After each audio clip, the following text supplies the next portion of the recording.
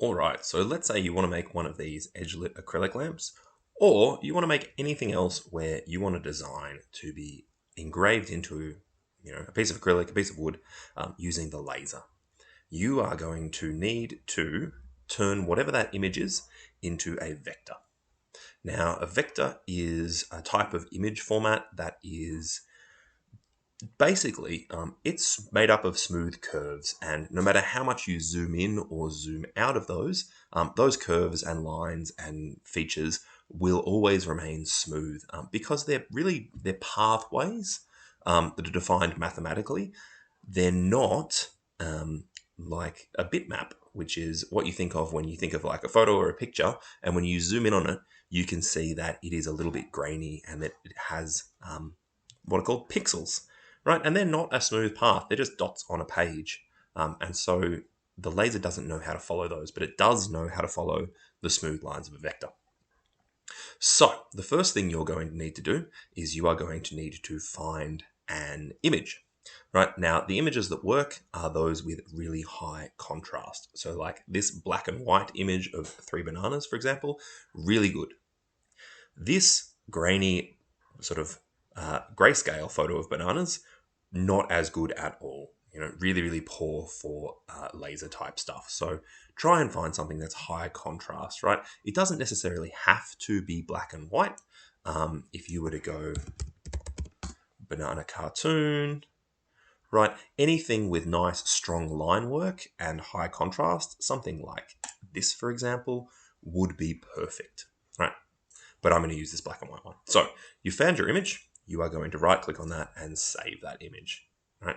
And I am going to just make a little temporary folder in my downloads because I don't want to go through all of my folder structure on video, and that's where I'm going to save things. But you should save them into a intelligent, well-organized place of your own. So I'm going to call this banana, and I'm going to call it banana bitmap, right? And that's downloaded for me.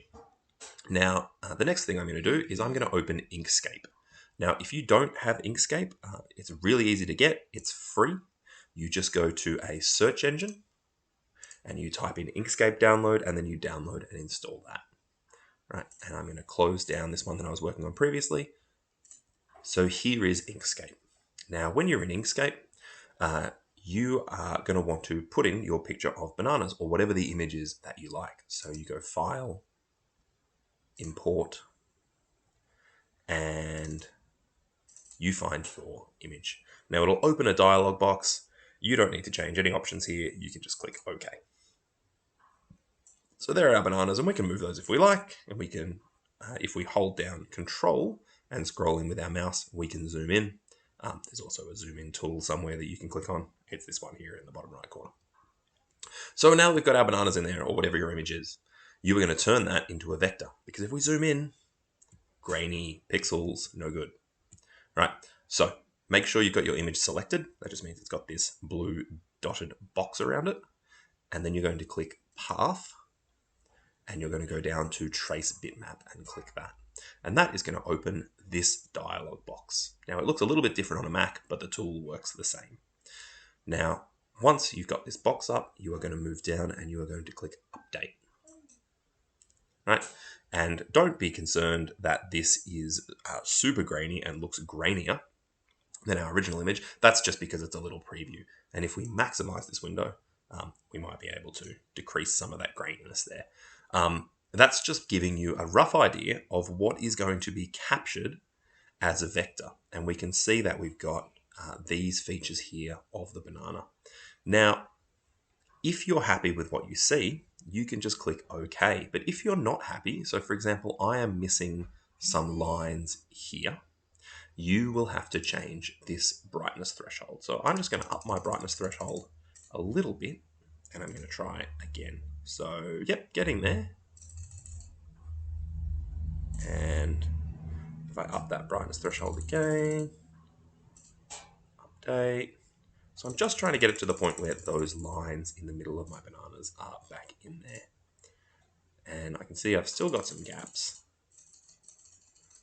So I might just ramp that all the way up to 1 and click update. And that is that's as good as it's going to get. Now, we'll see when I click OK whether this gives me the image that I want. So I'll click OK, and I can now minimize and indeed get rid of this. Now, what you've got now is you've actually got multiple images here. So if I click and drag this off to the side, right, we can see a huge difference between these two images, right? This one here is really, really grainy. That's our bitmap. And this one here is our vector, and it's really, really smooth. So once we've done this, we can actually come across, click on our bitmap, and we can delete that now because we don't need that anymore. What we do need is this drawing. Now, mine's got two little artifacts on it here, right? This one here and this one here. Those were in my original bitmap, and they've been copied and created as part of, as part of my vector, or series of vectors, really. Now, there are ways to go through and get rid of those, but I will leave that to another sort of lesson in another little video. For now, let's pretend that this is perfect and that we're happy with it. And we're just going to go File, Save As, and back into some sort of intelligent file system. And we're going to call this one Banana, if you can spell, Banana Vector. Once we've done that, click Save. And then we're going to come up and we're going to go to Tinkercad, and we're going to go Create New Design, or if you've got a design that you're already working with, you can just go into that design. But I'm going to go Create New Design. Got a copy there that I was previously working on. Okay, now that we're in our workspace, we're going to click on Import, and we're going to click Choose a File. And we're going to find our banana vector. And it'll open a clipboard here with a bunch of options. You can ignore those and just click Import. Now, the more complicated your design is, the longer it is going to take to import it. All right, mine is pretty simple. So boom, those bananas have popped right in there. But if your design is really complicated, expect that to take a little bit longer, right? Now, there is our banana shape. Now, if we want to put this onto a piece of acrylic, for example, then we need to model our piece of acrylic. So we stick a box in there, and we are going to change the size. So if we're making an acrylic lamp, 150, you know what, I actually like 130 by 150 as the perfect size, and I'll tell you why in a second. And remember that we need to make that 3 millimeters because that is how thick our acrylic material is. So we want our piece here in our modeling software to be the same size. Now, the reason that I like 130 by 150 is because if you're making an acrylic lamp, some of it goes inside and is hidden by the box that holds the lights and all of the electronics and stuff like that. And if you make it so that 20 mils goes inside the box, then what pokes out is a perfect square, and I think that looks pretty good. So once we've done that, this is about putting features onto this piece so that they can be cut out or engraved by the laser. And to do that, we need to put anything that goes onto this piece that actually needs to be a cutout in Tinkercad. So we click on our bananas and we turn those into a hole. And then I'm going to make these bananas a little bit bigger. And to do that, I'm going to hold down Shift while I click so that everything changes in proportion, so that we retain what's called the aspect ratio of what we're working with. Once we're happy with that, stick your bananas in. And I'm just going to make sure that I am in a flat view and looking at it from the top, because that helps me get everything nice and centered.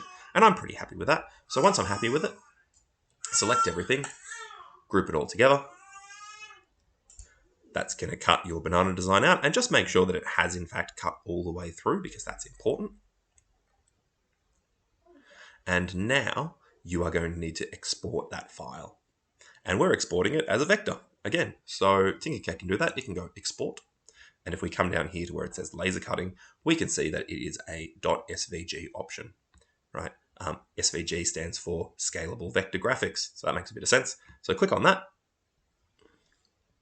And then Tinkercad likes to give you these funky names, which are cute but useless. You will name your file something sensible. You will name it your name and then what it is. So I might say banana lamp piece, and you will tell me what it is going to be made out of. So this is going to be made out of 3mm acrylic. And if you have a preference for color, then you are going to type that in there as well. I am going to go for clear. All right, save. And then what you need to do is you need to upload that file to me so that I can stick that into the laser and get that all done. All right, that's it.